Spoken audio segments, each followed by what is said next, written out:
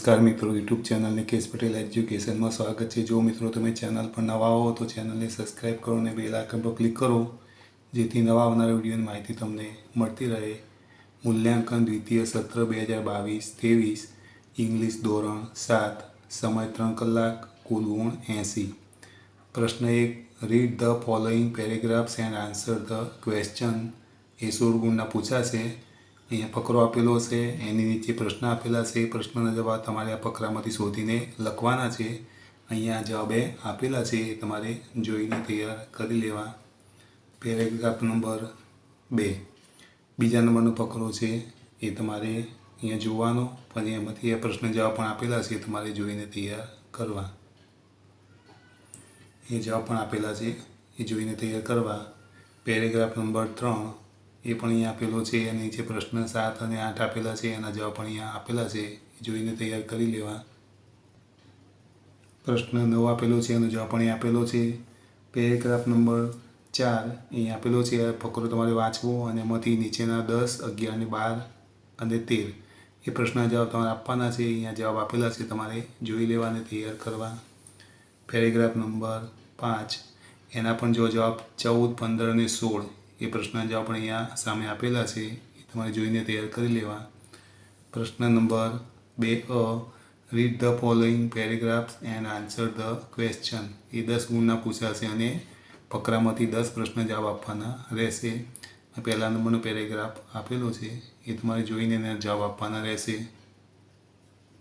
પેરેગ્રાફમાં નીચે 1, 2, 3 અને 4 પ્રશ્ન આપેલા છે, એ 4ના જવાબ અહીંયા આપેલા છે, જોઈને તમારે તૈયાર કરવા। પેરેગ્રાફ નંબર 2, એ પણ અહીંયા આપેલો છે, એ વાંચવો અને નીચે 5, 6, 7 અને એના જવાબ પણ આપેલા છે સામે, એ તમારે જોઈને તૈયાર કરવાના રહેશે। પેરેગ્રાફ નંબર 3, એ અહીંયા આપેલો છે, એની નીચે 8 અને 9 એ પ્રશ્ન જવાબ પણ અહીંયા આપેલા છે। 10 નંબરનો પ્રશ્ન, એનો જવાબ પણ અહીંયા આપેલો છે, તમારે જોઈને તૈયાર કરવો। પ્રશ્ન 2B, write the following statements are true or false. એ 6 ગુણના પૂછાશે અને 6 વાક્ય પૂછાશે। તો એ પહેલા વાક્યનો જવાબ છે સાચું, બીજામાં આવશે સાચું, ત્રીજામાં આવશે ખોટું, ચોથામાં આવશે સાચું, પાંચમામાં આવશે ખોટું અને છઠ્ઠામાં આવશે સાચું। એ જવાબ પણ આપેલા છે, એ તમારે જોઈને તૈયાર કરવા। પ્રશ્ન number 3A, fill in the blanks selecting the correct option from the brackets। એ 2 ગુણના પૂછાશે। આપણને કૌંસમાં જવાબ આપ્યા છે 2, એમાંથી સાચો જવાબ આપણે શોધીને ખાલીયામાં લખવાનો રહેશે। તો પહેલી ખાલીયાનો પણ જવાબ આપેલો છે અને બીજી ખાલીયાનો પણ જવાબ અહીંયા આપેલો છે, તમારે જોઈને તૈયાર કરવો। પ્રશ્ન 3B, where do you hear the following sentence, write the places give in the brackets. એ 3 ગુણના પૂછાશે અને 3 વાક્ય પૂછાશે। અહીંયા કૌંસમાં તમને ઓપ્શન આપેલા છે, એમાંથી તમારે શોધીને જવાબ લખવાના છે। અહીંયા જવાબ સાચા લખેલા છે, તમારે જોઈ લેવા।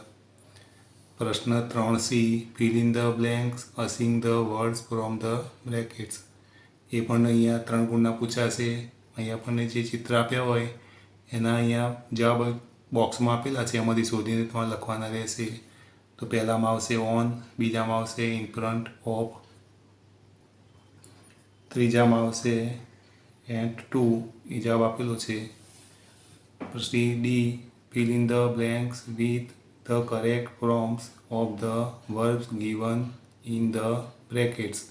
એ પણ 8 ગુણના પૂછાશે અને 8 વાક્ય પૂછાશે।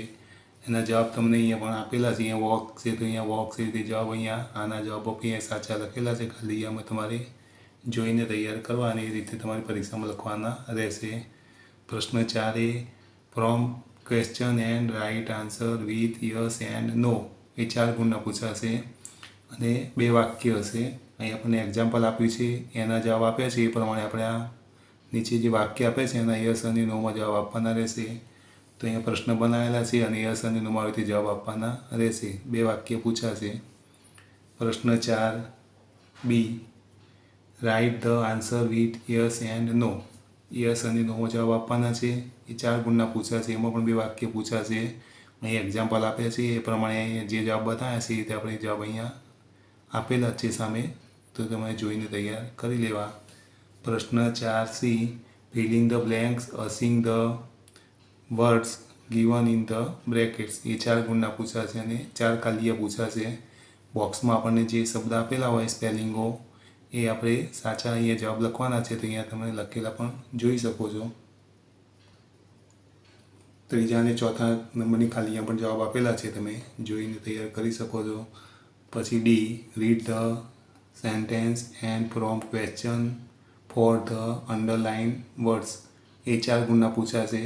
અહીં આપણને એક્ઝામ્પલ આપેલું છે એ પ્રમાણે આપણે અહીંયા શબ્દ વાક્ય બનાવવાના છે. પ્રશ્નાર્થ વાક્ય અંડરલાઇન કરો એના પ્રશ્નાર્થ વાક્ય બનાવવાના છે. તો અહીંયા વોટથી બનશે, આ વેનથી બનશે, આ હુથી બનશે અને આ વેનથી બનશે. એટલે આપણે આખા વાક્ય આવી રીતે બનાવવાના છે. પ્રશ્ન 5A, fill in the blanks using the correct words from the brackets. 2 ગુણના પૂછાશે અને 2 ખાલી ગયા હશે. કૌંસમાં 2 જવાબ આપેલા એમાંથી આપણે સાચો જવાબ લખવાનો રહેશે. તો આ રીતે અહીંયા જવાબ પણ આપેલા છે. પ્રશ્ન 5B, write the sentence as no in the example. એ 3 ગુણના પૂછાશે અને 3 વાક્ય પૂછાશે. અહીંયા આપણને એક્ઝામ્પલ આપેલું છે એ પ્રમાણે આપણે એ લખવાના છે. એ જવાબ પણ અહીંયા આપેલા છે, તમે જોઈને તૈયાર કરી શકો છો. પ્રશ્ન 5C, read the following data and answer the question. એ 5 ગુણના પૂછાશે. અહીં આપણને જે ડેટા આપેલો હોય, જે જાહેરાત એની જે 5 પ્રશ્ન આપેલા છે અને 5ના જવાબ આપણે આમાંથી જોઈને આપવાના છે. અહીંયા પણ તમને જવાબ સામે આપી દીધા છે, એ તમે જોઈને તૈયાર કરી શકો છો. D, write about 6 sentence on any one of the following. એ 6 ગુણના પૂછાશે. 2 નિબંધ આપ્યા, એમાંથી કોઈ પણ તમારે એક નિબંધ લખવાનો રહેશે. અહીંયા માય હોબી અને માય ફેવરેટ ટીચર આપ્યો છે, એમાંથી તમારે કોઈ પણ એક લખવાનો રહેશે. તો આ નિબંધો આપણે એસાઇનમેન્ટ સોલ્યુશનના વિડીયો મૂક્યા છે, એમાં બધા નિબંધો આપણે લખેલા છે, એમાંથી તમારે તૈયાર કરી લેવાને પરીક્ષામાં લખવા. જો મિત્રો તમને આ વિડીયો ગમ્યો હોય તો વિડીયો લાઇક કરો, કમેન્ટ કરો, શેર કરો અને ચેનલ